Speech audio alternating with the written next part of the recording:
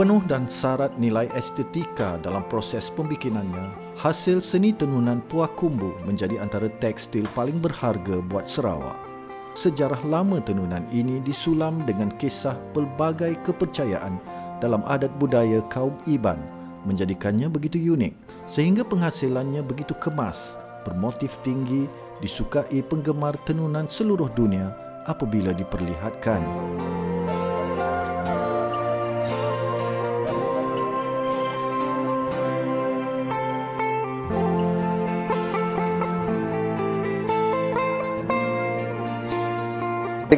Mungkin saya akan bercerita tentang tekstil Puak Kumbu dari suku kaum Iban.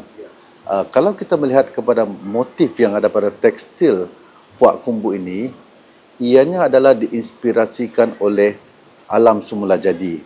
Selain itu, ada juga di antara motif-motif itu adalah diinspirasikan daripada mimpi.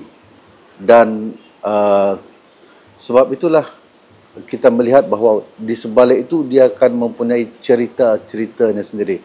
Dan cerita ini ataupun motif dan desain ini diturunkan daripada turun-temurun. Jadi kita boleh lihat bahawa motifnya tidak akan berubah banyak. Dan juga di dalam motif itu dia banyak dia punya pantang larangnya juga. Contoh kalau Puak Kumbu itu kalau diinspirasikan daripada mimpi, ianya tidak boleh digunakan sebagai alas meja ke, tidak boleh digunakan sebagai alas kaki ke, ataupun kegunaan-kegunaan yang mungkin melanggar tata susila lah kaum Iban itu sendiri. Puak Kumbu adalah tenunan dari Sarawak, iaitu dihasilkan oleh wanita kaum Iban di Sarawak. Kain Puak Kumbu juga dikenali sebagai kain kebat. Kain Puak Kumbu banyak ditenun di kapit, di betung, di seratuk dan keseluruhanlah dekat Sarawak.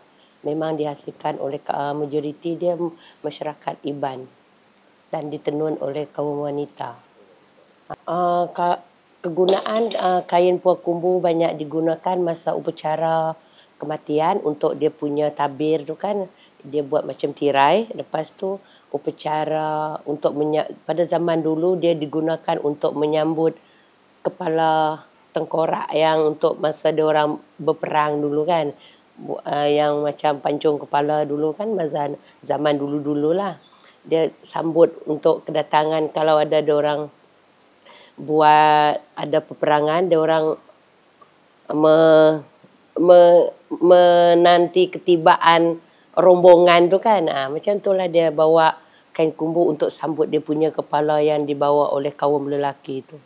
Yang Puak Kumbu tu juga dia boleh digunakan untuk baju, baju burung yang macam jaket tu. Itulah dia kegunaan tu. Lepas tu kain untuk wanita tu, skirt yang ada rambu-rambu kat bawah tu yang ada loceng tu kan. Macam tu lah. Dengan yang selendang, banyak kegunaan dia. Puak Kumbu ni banyak, kita banyak menggunakan motif bentuk geometri dengan hewan, tumbuhan. Pada zaman dahulu, dia orang tu pakai mereka corak tu melalui mimpi. Dia macam kalau dia tidur kan dia bermimpi, disuruh oleh Tuhan kita orang dululah. Orang tua-tua cakap dia memang ada desain dia suruh buat ni, memang dia akan buat. Dia kualiti bagus. Lepas tu dia hasil daripada tangan lah, bukan mesin. Motif dia motif yang tak ada siapa yang boleh buat.